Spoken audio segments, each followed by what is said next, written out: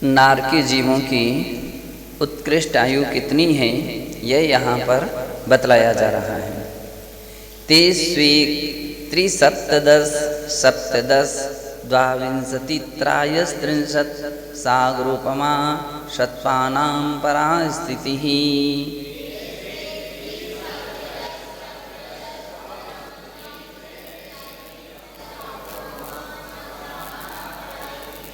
तेस्वी त्रिसप्तदश सप्तदश द्वाविंशति त्रयस्त्रिंशत् सागरोपमा सत्त्वानां परा स्थितिः।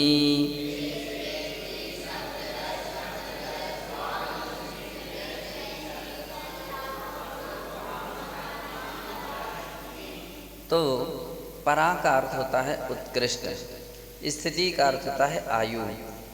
नारकी जीवों में, नरक में रहने वाले जो नारकी जीव हैं, उनकी उत्कृष्ट आयु कितनी है, यहाँ पर बतलाते हैं कि पहले जो नरक है रत्न प्रभा, उसकी में रहने वाले नारकी जीवों की उत्कृष्ट आयु 1 सागर की है।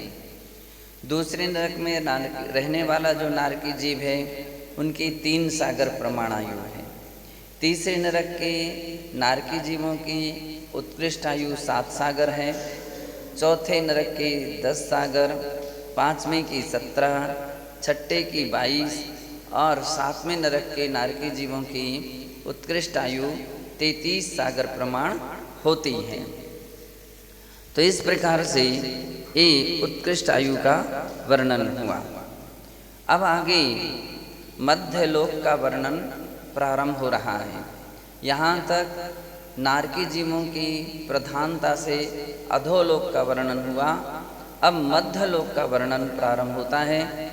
तो मध्य लोक में क्या क्या पाए जाते हैं, तो बतलाते हैं। जम्बूद्वीप लम्बोदादयः शुभनामानो द्वीप समुद्राः।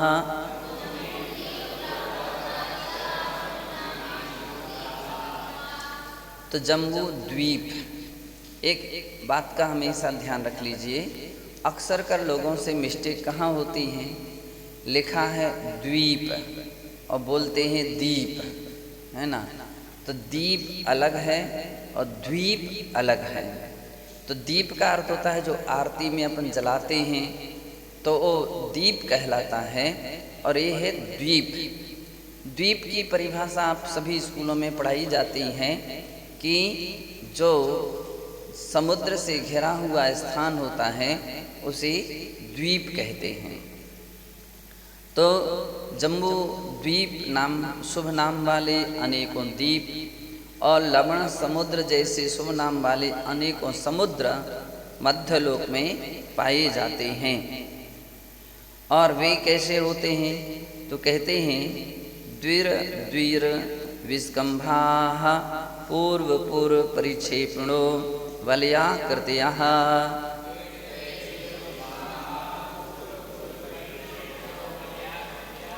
द्विर द्विर विस्कंभाः पूर्व पूर्व परिक्षेपिणो वलयाकृतयः।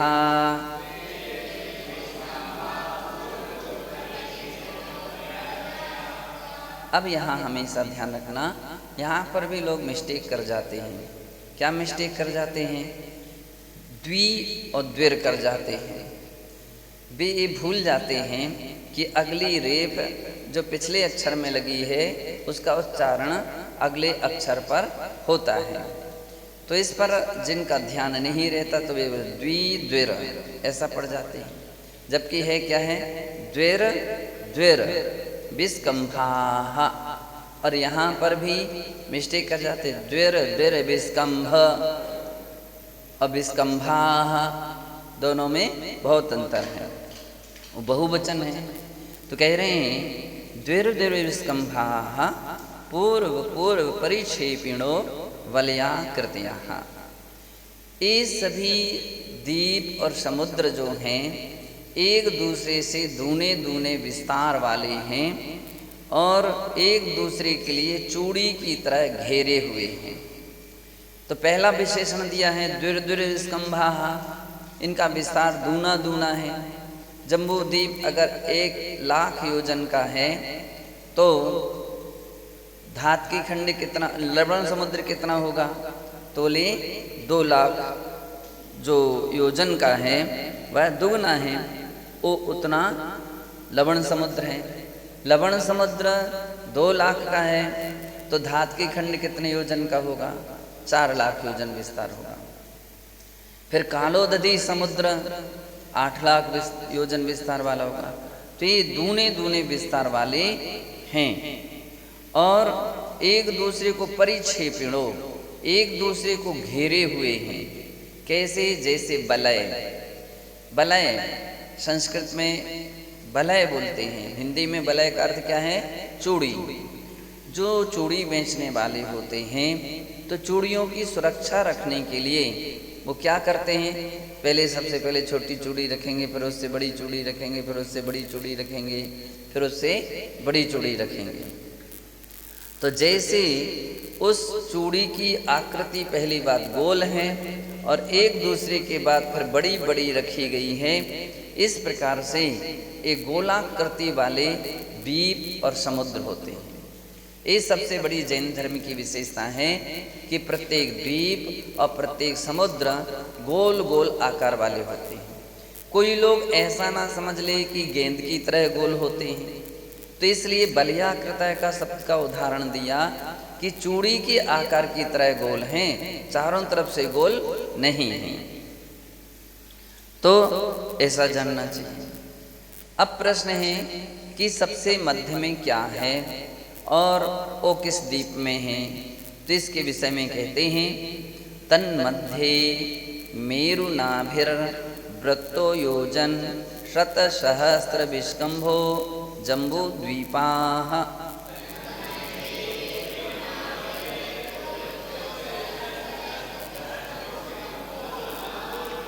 तन्मध्ये मेरुनाभिर्वृत्तो योजन शतसहस्र विष्कंभो जम्बूद्वीपः।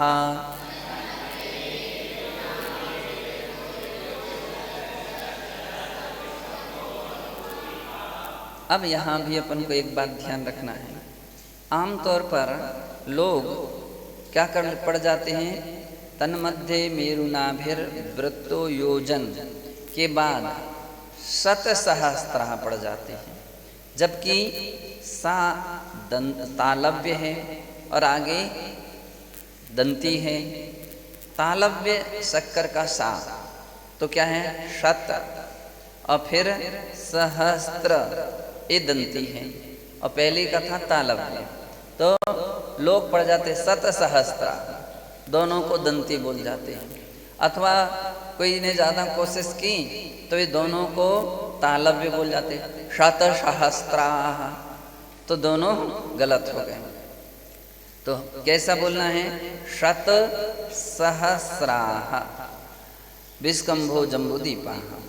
अब यहाँ पर आचार्य महाराज ने इस सूत्र में कहा है कि तन्मध्ये है, उन असंख्यात द्वीप समुद्र हैं उनके मध्य में बीचों बीच नाभि की तरह वृत्तो गोलाकृति वाला कहते हैं मेरु है। क्या चीज़ है? मेरु पर्वत है, वह नाभि की तरह है। अब यहाँ नाभि का अर्थ उदाहरण इसलिए दिया गया है कि जैसे अपनी नाभि जो रहती हैं कहीं से भी माप लेंगे, सिर से या पैर से, नाभि मध्य में आती है। कैसे में आती है? बिल्कुल बीचों बीच है।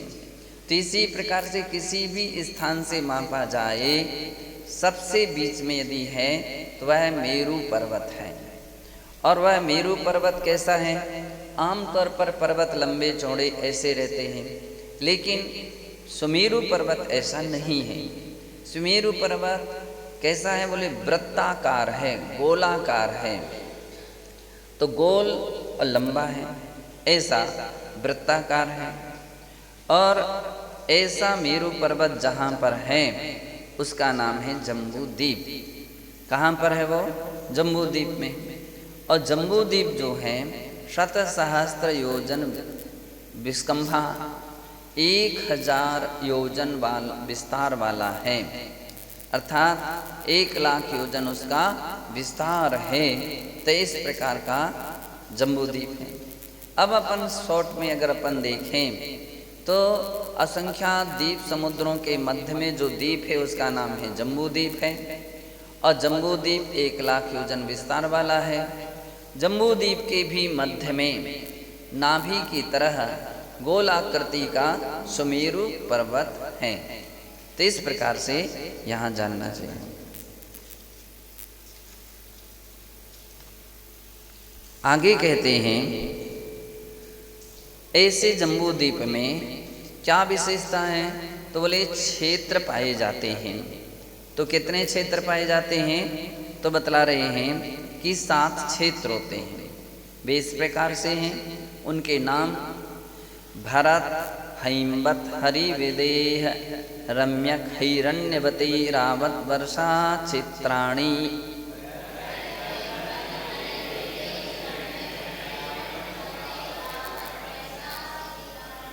भरत, हैमवत, हरि, विदेह, रम्यक, हिरण्यवती, रावत, वर्षा, क्षेत्राणि।